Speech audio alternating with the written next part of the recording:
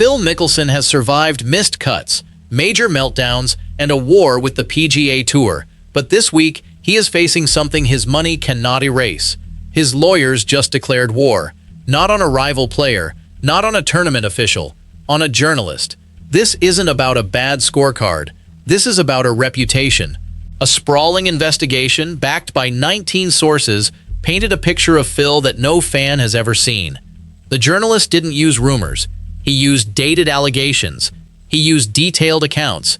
He claimed Phil crossed serious lines, got kicked out of exclusive clubs, and even used a bizarre phone trick to hide his tracks. Phil's response wasn't a quiet denial. It was a legal sledgehammer. So, what exactly did this journalist write that forced Phil to go nuclear? Here is my take. Phil has always played by his own rules, but the courtroom is different from the course. Do you think this is a hit job or the truth catching up? Drop your take in the comments and subscribe if you want to see how this war ends. To understand this explosion, we have to start with the man holding the pen. Alan Shipnuck is not some random blogger looking for clicks. He is a veteran golf writer who spent years at Sports Illustrated. He knows the game inside out. He has written books about players. He has sources everywhere.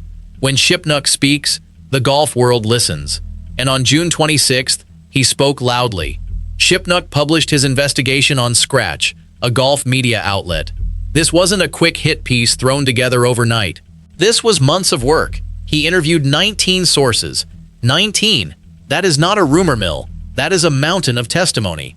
His report was vetted by 2 top media attorneys and an ace fact-checker before it ever saw the light of day. So what did these 19 sources say? The report painted a picture of Phil that fans have never seen before. It started with a specific incident from 2015.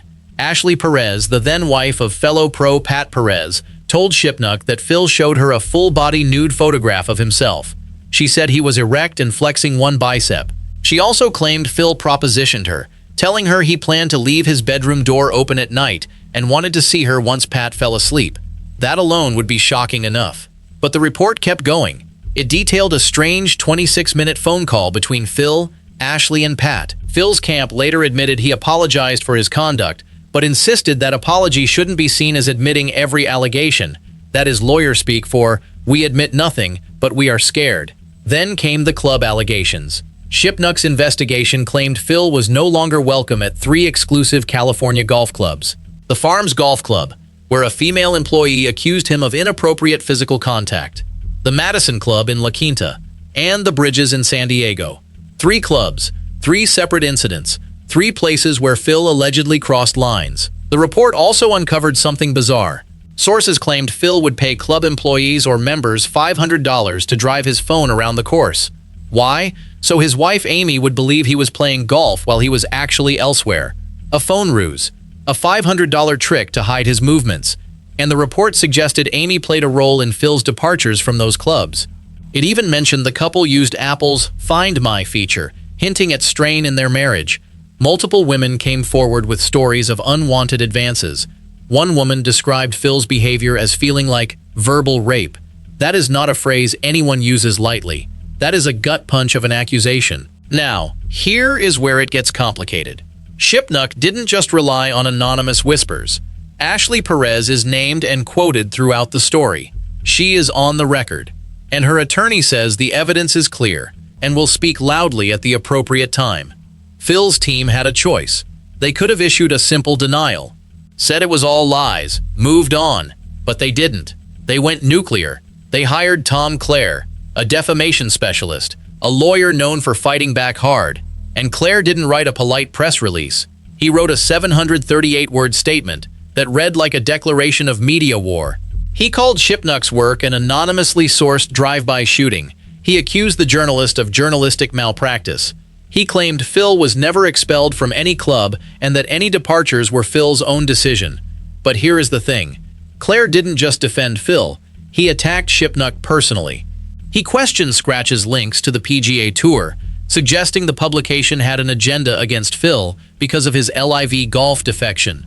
He defended Amy aggressively, calling her a private figure and accusing Shipnuck of dragging her into the story for no reason.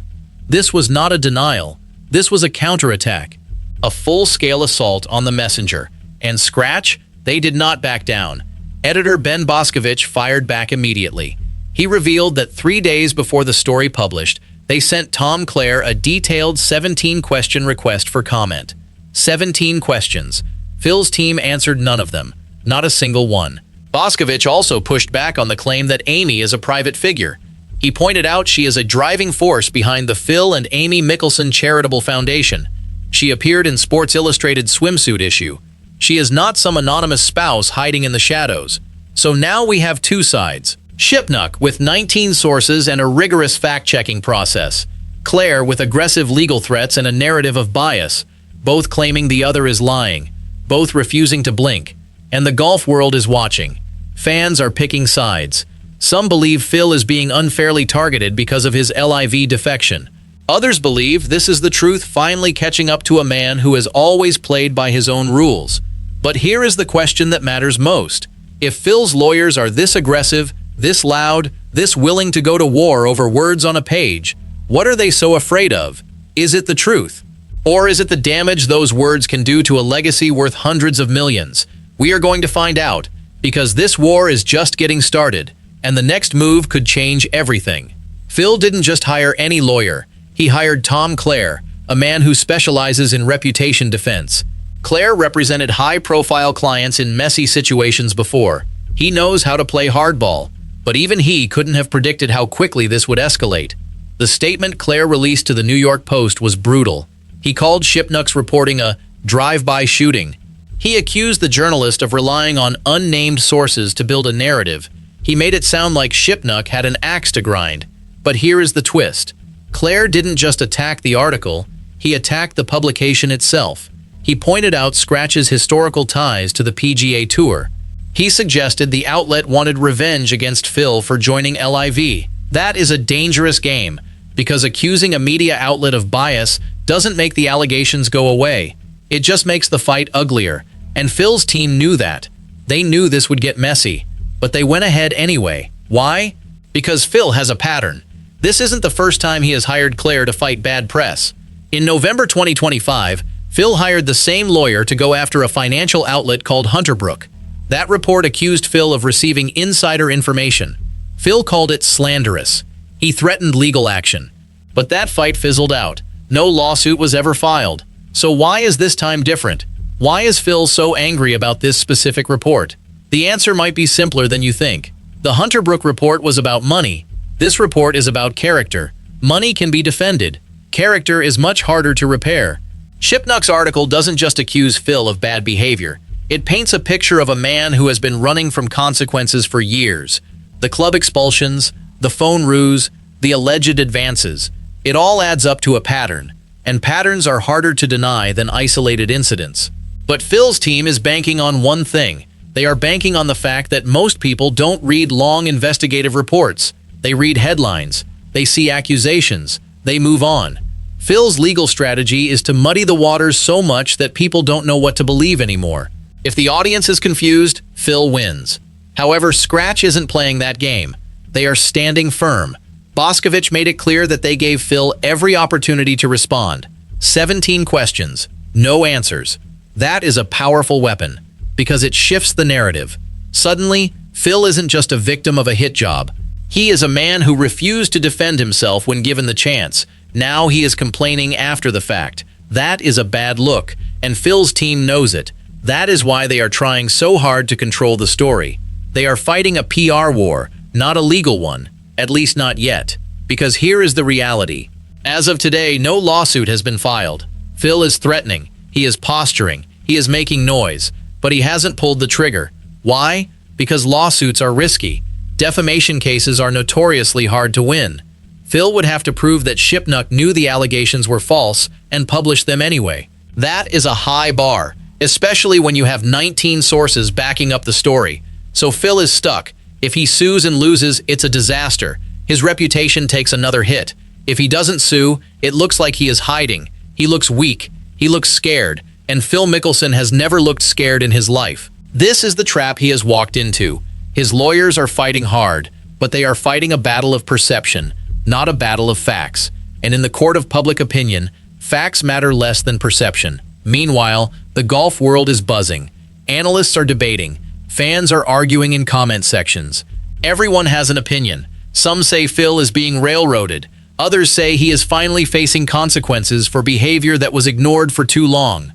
The truth is probably somewhere in the middle, but that doesn't matter. What matters is the damage. Phil has built a legacy over decades, multiple majors, a Hall of Fame career. He is one of the most recognizable names in the sport.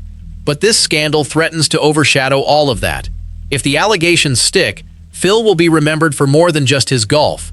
He will be remembered for the controversies, and that is a bitter pill to swallow. So, what happens next? The ball is in Phil's court. He can escalate. He can file that lawsuit and drag everyone into a courtroom, or he can let it fade. He can hope the news cycle moves on to something else.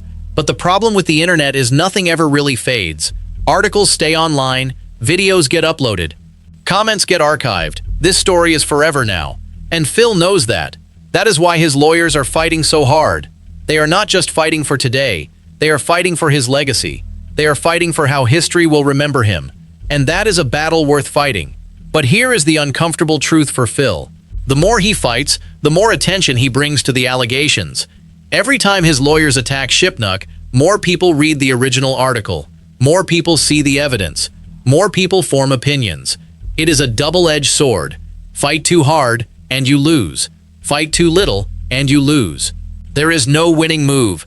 That is the nightmare scenario for any public figure, and Phil is living it right now. He has barely played golf this year. One LIV event in South Africa back in March. That is it. He cited a family health matter.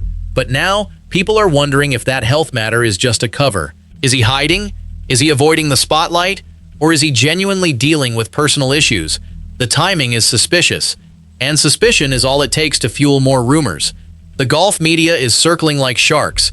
Everyone wants the next scoop. Everyone wants to be the one who breaks the next piece of the story. And Shipnuck is leading the charge. He has already said his sources are willing to go public if necessary. That is a threat. A clear one. It means there is more coming. More allegations. More evidence. More ammunition. Phil's lawyers are preparing for that. They know this isn't over. They know Shipnuck has more to say. That is why they are being so aggressive right now. They are trying to stop the next wave before it hits. But they might be too late. The first wave already did its damage. The second wave could be devastating. So where does this leave us? It leaves us waiting. Waiting for the next move. Waiting for the lawsuit. Waiting for the next article. Waiting for Phil to speak directly, not through a lawyer. Because that is what fans really want. They want to hear from Phil. They want to see his face. They want him to look into the camera and tell them the truth. But Phil hasn't done that. He has stayed silent, letting his lawyers do the talking. And that silence is deafening. Silence can be interpreted as guilt. It can be interpreted as fear. It can be interpreted as arrogance. None of those interpretations are good for Phil. He needs to address this head on. He needs to control the narrative himself. Otherwise, Shipnuck and Skratch will control it for him. But maybe Phil is okay with that. Maybe he thinks his lawyers can fight this battle better than he can. Maybe he thinks staying out of the spotlight is the smartest strategy. Time will tell if he is right. For now, the war continues. The lines are drawn. The camps are set. The golf world is watching, waiting, and wondering. What will Phil do next? And more importantly, what will Shipnuck do next? Because this story isn't finished. Not even close. The next chapter could be written any day, and it could change everything we thought we knew about one of golf's biggest legends. So, who do you trust? The journalist with 19 sources, or the Hall of Famer with a defamation lawyer on retainer? Let me know in the comments. And if you want to stay ahead of the fallout, hit that subscribe button right now.